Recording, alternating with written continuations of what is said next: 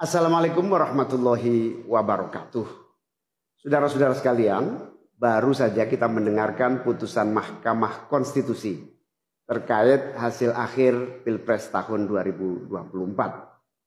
Putusan ini sebetulnya tidak mengejutkan.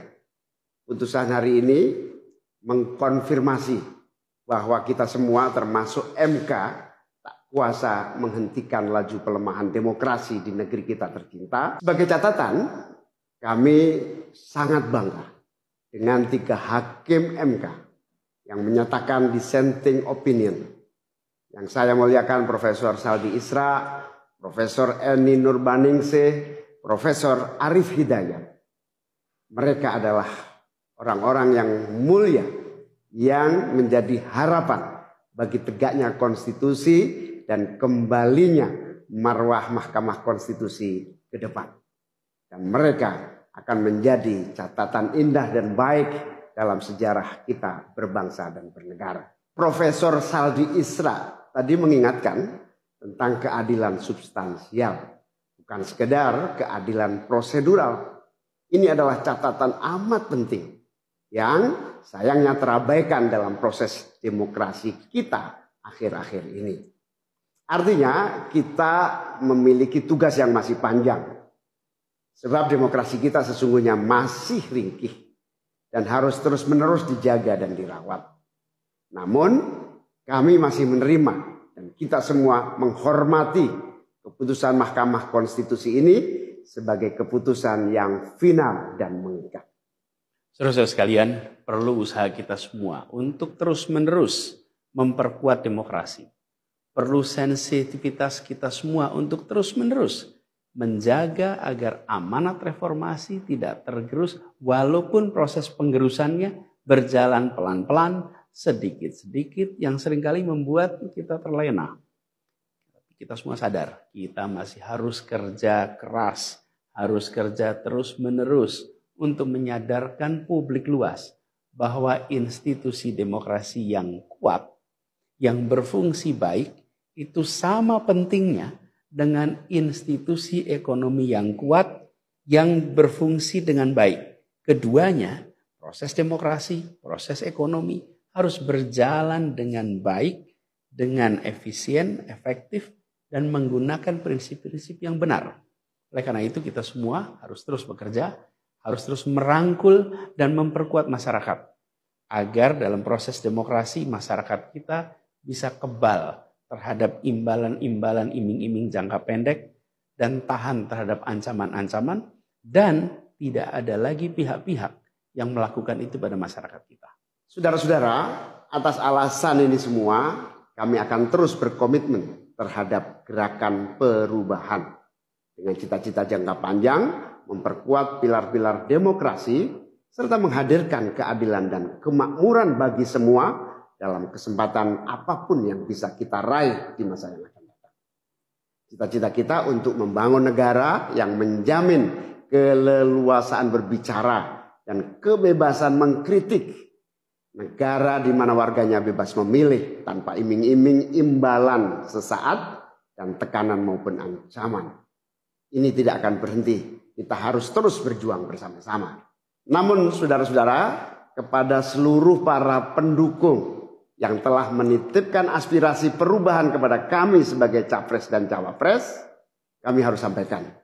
Disinilah ujung perjuangan konstitusional kita dalam Pilpres kali ini.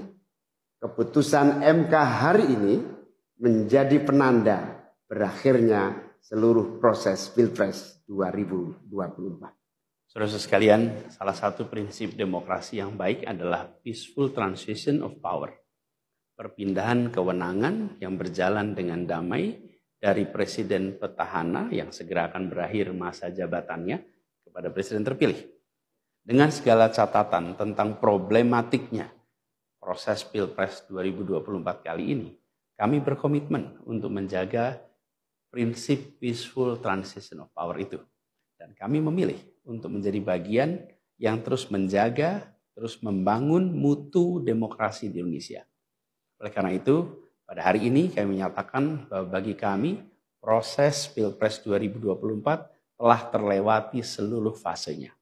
kami sampaikan kepada Pak Prabowo dan Pak Gibran, selamat menjalankan amanat konstitusi, selamat bekerja menunaikan harapan rakyat yang kini diembankan di atas pundak bapak-bapak berdua.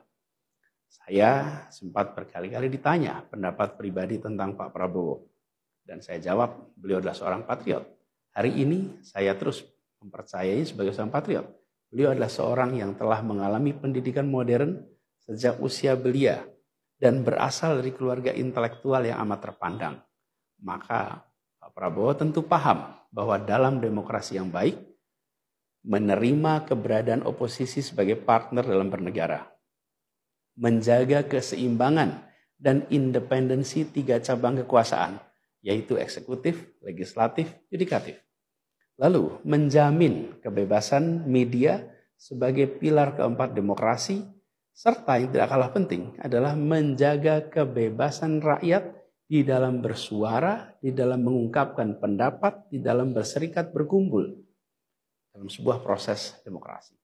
Dan sebagai seorang patriot terdidik, saya percaya Pak Prabowo akan mengembalikan dan akan menjaga nilai-nilai demokrasi ini di masa-masa Indonesia ke depan. Saudara-saudara sekalian, dalam kesempatan ini izinkan kami menyampaikan rasa terima kasih sedalam-dalamnya kepada seluruh pihak yang telah membersamai perjuangan kami. Partai pengusung, Partai Nasdem, PKS, PKB, teman-teman Timnas Amin, teman-teman tim hukum nasional, seluruh teman-teman relawan, para ulama, para tokoh-tokoh agama, para pakar dan rekan-rekan media. Semua yang telah ikut berjuang bersama-sama mendukung perubahan. Mengorbankan banyak tenaga, pikiran dan harta demi memperjuangkan aspirasi perubahan. Saya ucapkan terima kasih. Juga pada anak-anak muda. Anak-anak muda yang pada Pilpres kali ini memberi warna baru, membawa pesan optimisme, pesan kreativitas, pesan inovasi, pesan kebaruan. Terima kasih telah menjadikan Pilpres kali ini Pilpres yang menyenangkan, mencerahkan. Yang tidak kalah penting adalah mencerdaskan. Kampanye yang membuat kita mendapatkan perspektif baru tentang apa arah Indonesia ke depan. Karena itu kami berpesan kepada semua, melihat proses yang terjadi. Proses politik sering nampak kotor dan berujung pada kecewaan. Tapi jangan sampai itu semua membuat kita berputus asa pada proses politik. Begitu banyak cita-cita besar yang dapat diperjuangkan melalui jalan politik. Bila saat ini kondisinya masih begitu mengecewakan, justru ini adalah tanda, ini adalah pengingat bahwa perlu semakin banyak dari kita semua yang mau berjuang di jalan politik. Ini adalah panggilan. Mereka-mereka yang berintegritas, yang menjunjung tinggi etika, yang memikirkan tentang masyarakat, tentang negara, tentang rakyat, untuk mau masuk di wilayah politik. Bawa kompetensinya, bawa integritasnya, dorong, jangan menyerah, dan jangan putus asa. Jalan perjuangan masih terbentang panjang. Sepanjang usia Republik ini masih terbentang jalan pengabdian untuk melakukan perubahan bagi keadilan, bagi kesejahteraan, bagi kemakmuran kita semua. Dan itu dibutuhkan kemauan untuk mau terlibat di dalam proses politik. Jangan putus asa, mari kita jalan terus untuk perjuangan ini. Teman-teman semua, marilah kita lanjutkan perjuangan. Mengubah yang memang perlu diubah. Melanjutkan perjuangan untuk memperbaiki apa yang memang perlu diperbaiki. Dalam berbagai kesempatan dan ruang yang tersedia di masa yang akan datang. Insya Allah, saya dan Mas Anies akan terus membersamai teman-teman semua di dalam memperjuangkan kebaikan dan perbaikan menuju Indonesia yang adil dan makmur untuk semua. Tetap semangat, jaga stamina, perjuangan masih panjang. Izinkan kami menyampaikan terima kasih. Terima kasih kepada semua. Semoga Allah SWT merahmati negara Republik Indonesia dan melindungi kita semua. Assalamualaikum warahmatullahi wabarakatuh.